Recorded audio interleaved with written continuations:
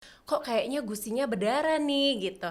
Nah itu biasanya tanda-tanda awal adanya infeksi gusi akibat karang gigi. Bisa menjadi bau mulut loh ternyata dari karang gigi seperti itu. Keluhan pasien yang kok saya berdenyut spontan nih dok, giginya sakit sekali gitu. Atau kayak kok saya ada pembengkakan. Nah pada fase-fase yang seperti itu dengan infeksi yang sudah jauh, kuman yang sudah jauh masuk ke dalam saluran akar gigi, itu yang perlu dilakukan perawatan saluran akar.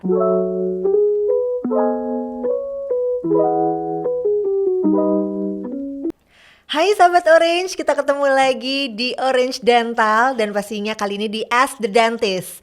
Adalah podcast edukasi pembahasan berbagai perawatan gigi yang dijawab langsung oleh ahlinya, yaitu dokter gigi. Dan tentunya bersama aku Rena Laksita dan juga salah satu dokter cantik, yaitu dokter gigi Elizabeth.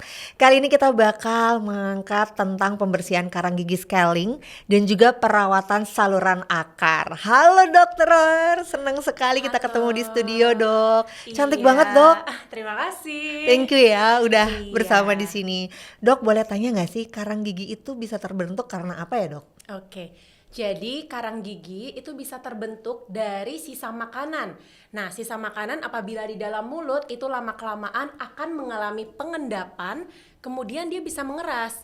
Nah, jadi setelah mengeras, jadi kalau kita lihat di cermin dia kok kayak ada lapisan nih yang seperti batu gitu. Jadi dia biasanya menutupi atau melapisi permukaan gigi, seperti itu. Oke dok, lalu apa Iya. karang gigi ini bisa hilang sendiri tanpa harus ke dokter gigi dok? Oke, kebetulan karena karang gigi itu sendiri merupakan suatu lapisan yang cukup keras. Jadi dia tuh mempunyai tekstur yang seperti batu gitu. Jadi cukup keras ya. Nah, karena dia keras sehingga pada saat kita membersihkan dengan sikat gigi dia tidak akan bisa lepas. Berbeda dengan plak. Plak itu kayak sisa makanan, itu masih bisa lepas dengan sikat gigi, akan tetapi pengendapan dari plak atau bakteri atau sisa makanan itu sendiri yang sudah mengeras disebut juga sebagai karang gigi, itu sudah tidak bisa lepas apabila dilakukan penyikatan sendiri sehingga membutuhkan alat khusus untuk membersihkannya, seperti itu. Oke, jadi ini artinya sahabat Orange, jadi pembersihan gigi ini artinya harus maksimal ya dok ya, Betul. sehingga tidak terjadinya itu tadi ya plak, Iya, pengendapan, dan pengerasan dan gitu pengerasan ya. juga ya. Jadi ini well note untuk kita bersama ya, termasuk saya sendiri nih dok, karena pakai behel. Iya. Oke dok, next ada dampaknya jika karang gigi tidak dibersihkan secara rutin dok? Ada. Jadi kalau karang gigi itu sebaiknya dibersihkan setiap 6 bulan sekali. Jadi kalau misalnya sudah 6 bulan nih tapi tidak dilakukan pembersihan karang gigi, itu lama-lama dapat mengakibatkan infeksi pada daerah gusi. Nah, infeksi dari daerah gusi itu sendiri ditandai oleh perdarahan dari gusi. Jadi mungkin pada saat kadang kita sikat gigi, kita bakal berasa kok kayaknya gusinya berdarah nih gitu. Nah, itu biasanya tanda-tanda awal adanya infeksi gusi akibat karang gigi, seperti itu. Oke, jadi ini well note bersama sahabat Orange. Jadi kalau misalnya pembersihan giginya kurang, adanya yang gusi berdarah gitu ya dok ya. Betul. Jadi hal-hal yang nggak diinginkan tuh sahabat Orange. Benar. Gitu. Nah, selain itu ternyata selain adanya perdarahan pada gusi, itu juga bisa menjadi bau mulut loh ternyata dari karang gigi, seperti itu. Oke, di note ya sahabat Orange gitu ya, bisa jadi bau mulut, terus gusinya sering berdarah. Aduh, pokoknya hal yang nggak diinginkan banget. Jadi sekali lagi, note dari dokter gigi Elis adalah harus pembersihannya secara maksimal ya dok ya. Betul. Nah, Oke. paling parahnya lagi Mbak Rena kalau misalnya dari karang gigi itu apabila kita biarkan nanti mungkin seiring berjalannya waktu 20, 30, 40 tahun ke depan atau lebih lamanya lagi itu bisa mengakibatkan gigi lepas. Ya, sebahaya itu ya ternyata ya teman-teman. Oke, bahaya juga berarti ya dok ya. Betul. Oke, selanjutnya dok, mengapa sebelum melakukan perawatan gigi seperti pemasangan behel ataupun bleaching gigi kita diharuskan untuk membersihkan karang gigi atau scaling terlebih dahulu dok? Oke, jadi sebelum kita memasang kawat gigi, sebelum kita melakukan prosedur bleaching atau pemutihan gigi, itu perlu dilakukan pembersihan karang gigi. Karena seperti yang tadi telah dijelaskan, karang gigi itu dia seperti suatu lapisan yang menutupi permukaan gigi. Sehingga itu perlu dilakukan pembersihan dulu. Jadi kalau untuk prosedur pemakaian behel, itu nanti lem dari bracket ke giginya bisa lebih maksimal. Sama halnya juga dengan melakukan pemutihan gigi atau bleaching, itu apabila telah dilakukan pembersihan, bahan yang dioleskan ke permukaan gigi itu bisa menyerap dengan baik, sehingga hasilnya juga akan lebih optimal. Oke, nah pastinya buat sahabat Orange yang penasaran, kita banyak banget diedukasi mengenai scaling kali ini ya. Nah jadi untuk semua sahabat Orange yang pengen tahu lebih detail atau pengen berkonsultasi dengan dokter gigi Elizabeth, bisa langsung cek untuk jadwalnya ya di websitenya Orange Dental ataupun bisa lihat di Instagramnya juga @orangedental.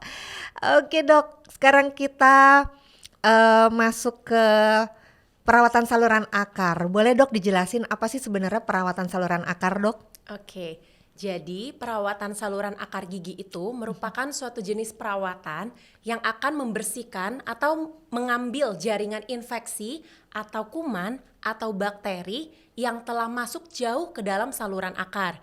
Jadi kalau kita ketahui gigi kita di dalam rongga mulut selain ada gigi, di bawahnya itu yang di dalam gusi itu ada akar gigi. Ya, jadi ketika kuman masuk ke dalam mahkota gigi, kemudian dia masuk lagi jauh ke dalam saluran akar, itu biasanya sering menimbulkan, kok kayaknya sakit gigi nih, kita nggak ngapa-ngapain, kok kayaknya cenat-cenut ya, gitu di giginya, bukan di jantung ya, di giginya tuh kayak cenat-cenut. Itu kayaknya gitu. ngeganggu banget loh dok, pas Benar. cenat-cenutnya gitu kan, gitu. Jadi itu mungkin karena sudah kena sarafnya gitu dok. Betul Oke. sekali. Jadi kalau misalnya udah sakit sekali itu sangat mengganggu aktivitas, kemudian pada saat tidur itu juga bisa terasa sakit dan juga ada bengkak. Nah, dengan dilakukannya perawatan saluran akar gigi itu dengan membersihkan daerah yang ada kumannya dari saluran akar giginya, itu dapat menghilangkan keluhan dari pasien.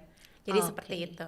Oke, jadi pelan-pelan dengan pembersihan secara maksimal, jadi keluhannya berkurang. Jadi yang tadinya mungkin drastis banget ya dok ya, sakit Iya. banget jadi berkurang. Oke, bagaimana sih dok prosedur dari perawatan saluran akar dok? Oke, jadi prosedur untuk perawatan saluran akar gigi itu akan dimulai dari pembersihan dari infeksinya atau dari kuman-kuman yang ada di dalam mahkota gigi dan juga di dalam saluran akar. Setelah dilakukan pembersihan, dilanjutkan dengan pembersihan di daerah yang lebih di dalamnya lagi nih, di daerah sepertiga akar gigi nih. Jadi awalnya kan dilakukan pembersihan pada daerah mahkota terlebih dahulu. Kedua tuh di daerah akar, kemudian akan dilanjutkan dengan diberikannya obat antar kunjungan dan setelahnya itu akan diberikan bahan pengisi saluran akar.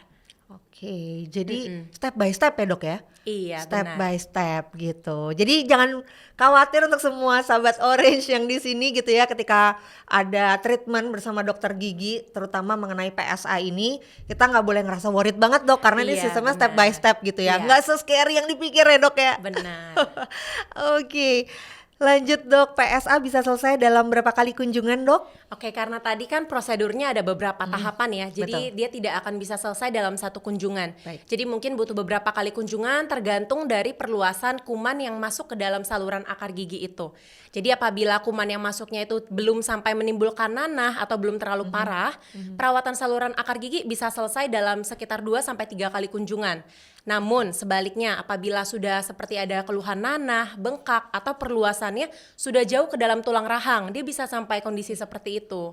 Ya, apabila sudah jauh perluasan dari kumannya, itu perlu tindakannya itu sekitar 3 atau 4 kali kunjungan. Seperti itu. Oke, jadi bertahap sahabat Benar. Orange 3-4 kali kunjungan. Dan tentunya ini kita mungkin sebagai pasien yang baru datang nggak perlu merasa takut, karena tentunya di Orange Dental kita juga langsung dibekali bersama dokter-dokter gigi yang hebat-hebat gitu.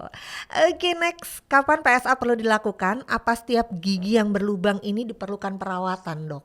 Oke, jadi tidak seluruh gigi yang berlubang perlu dilakukan perawatan saluran akar. Jadi tergantung dari perluasan kumannya ya. Nah, apabila perluasan kumannya baru mencapai lapisan paling luar gigi atau email, ataupun lapisan kedua gigi yang disebut dengan dentin. Nah, itu apa? Jadi kayak biasanya pasien mengeluhkan, kayaknya saya sakit gigi deh dok gitu. Kayak saya sakit gigi cuman sebentar aja nih. Nah, setelah selesai saya minum dingin, rasa nyerinya hilang. Nah, biasanya seperti itu bisa dilakukan penambalan 1 kali kunjungan. Sebaliknya nih, apabila infeksi atau kumannya sudah masuk jauh ke dalam saluran akar gigi, itu biasanya ditandai dengan keluhan pasien yang kok saya berdenyut spontan nih dok, giginya sakit sekali gitu. Atau kayak kok saya ada pembengkakan. Nah, pada fase-fase yang seperti itu dengan infeksi yang sudah jauh, kuman yang sudah jauh masuk ke dalam saluran akar gigi, itu yang perlu dilakukan perawatan saluran akar.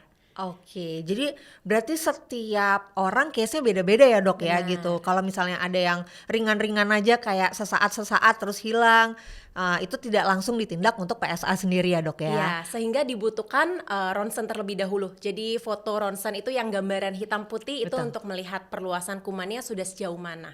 Gitu. Oke. Apabila diduga memang adanya kuman yang akan masuk ke dalam saluran akar. Jadi juga sebaliknya ya, tidak semua kasus perlu dilakukan foto ronsen atau foto radiograf itu yang hitam putih.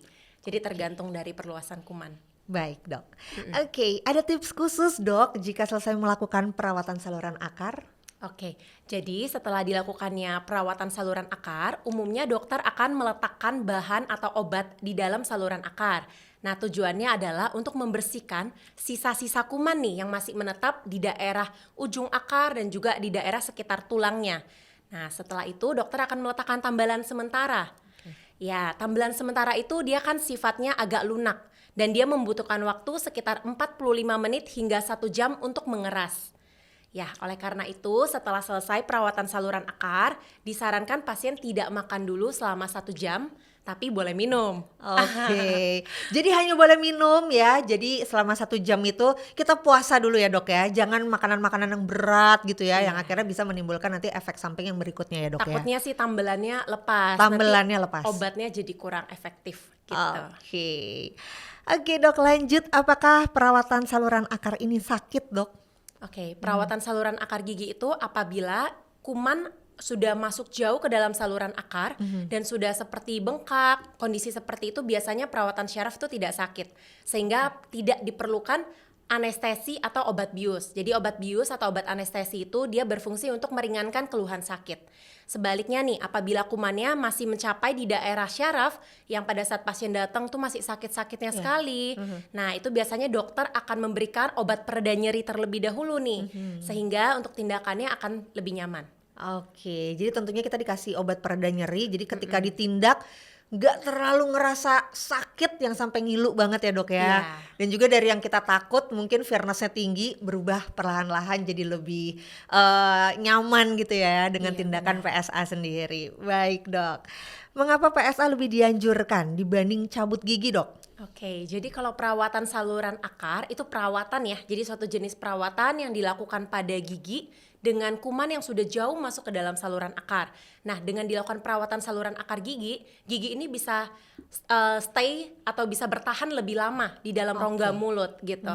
Jadi kalau misalnya kita lakukan pencabutan apabila kayak aduh ada gigi sakit nih langsung dicabut. Gigi itu kan cuma tumbuh sekali ya seumur hidup, pergantian gigi susu ke gigi dewasa. Nah, sekali gigi dewasa ini sudah kita lakukan pengangkatan, itu sudah tidak ada lagi gigi pengganti. Ya, jadi kalau misalnya sudah tidak ada gigi pengganti, mau nggak mau kita perlu membuat gigi palsu nih gitu ya. Iya. Itu pastinya tidak akan lebih nyaman dari gigi kita yang asli, yang ciptaan Tuhan gitu Iya kan. betul sekali dok. Iya. Jadi mungkin some case kita juga nggak perlu terlalu kayak takut gitu atau gimana, tapi lebih baik kita berkonsultasi terlebih dahulu. Maka itu sahabat Orange jangan lupa jika ingin konsultasi kalian bisa semua langsung datang ya ke Orange Dental untuk mengetahui jadwal-jadwal dokter yang ada dan pastinya perawatan saluran akar tadi sudah dijelaskan oleh dokter Elis tidak sakit karena ini sifatnya tahap demi tahap ya dok ya. Betul. Oke, next dok, setelah melakukan PSA, ada kemungkinan gigi tersebut bermasalah lagi dok? Oke, apabila perawatan saluran akar dilakukan dengan baik dalam tahap pembersihannya dan juga hingga ke pengisian saluran akar, kemudian kalau gigi yang sudah mati itu kan dia lebih lemah ya strukturnya dibandingkan gigi yang masih sehat. Sehingga setelah selesai perawatan syaraf itu baiknya akan dibuat mahkota sebagian atau mahkota penuh. Jadi tergantung dari perluasan kerusakan yang terjadi pada gigi itu. Gitu. Nah, Baik. setelah dilakukan perawatan dengan baik, pasien sendiri juga diperlukan menjaga kebersihan mulut dengan baik. Gitu. Jadi sikat gigi 2 kali sehari minimal, pagi hari 45 menit hingga 1 jam setelah sarapan dan malam sebelum tidur. Jadi apabila pasien oral hygiene atau kebersihan mulutnya itu baik, perawatan dari dokternya juga baik, itu akan long lasting atau dia bisa bertahan lama di dalam rongga mulut. Jadi tidak akan menimbulkan masalah. Oke, jadi sekali lagi adalah yang di note gitu ya bahwa perawatan itu yang harus secara detail ya dok ya tadi ya pagi dan malam sikat Oh, giginya. sikat giginya Iya, gitu itu dari ya. pasien sendiri. Oke, jadi semangat selalu ya untuk semua yang lagi dalam proses perawatan nih, pembersihan sekali lagi untuk sikat giginya. Oke dok, apa dampaknya jika gigi yang didiagnosa harus melakukan PSH? Hanya didiamkan saja atau dibiarkan gitu saja dok? Ya, jadi kalau misalnya perawatan saluran akar kan dia infeksinya sudah kumannya itu sudah masuk jauh ke dalam saluran akar, tapi kita diamkan saja nih nggak dilakukan perawatan. Berarti kumannya ini bisa berkembang biak. Ya, jadi jumlahnya bisa jauh lebih banyak, lama-lama struktur giginya pecah, keropos, kemudian nanti akan menyisakan sisa akar gigi. Jadi udah habis, seperti itu. Oke, jadi pelan-pelan berarti ada efeknya ya. Jadi Benar. bisa yang nggak diinginkan tuh bisa terjadi ya, seperti gigi keropos itu ya dok ya. Iya. Baik dok, oke. PSA boleh dilakukan pada anak-anak nggak sih dok, atau hanya orang dewasa saja? Oke, perawatan saluran akar itu tadi seperti balik lagi ya ke tujuan awalnya itu adalah untuk mengangkat infeksi atau kuman yang ada di dalam saluran akar apabila memang kumannya itu sudah masuk jauh ke dalam saluran akarnya. Jadi kalau misalnya pada gigi anak itu juga ada akar. Jadi mungkin kita lihat gigi anak kan kecil-kecil gitu ya, imut gitu. Nah, di Karena masih dalamnya bentuk itu, giginya susu ya dok ya? iya, Iya, ternyata di dalamnya tuh dia juga ada akar gigi. Ya, ini gigi susu, nanti benih permanennya itu ada di bawah. Sehingga apabila gigi susu ini rusak, baiknya dilakukan perawatan syaraf.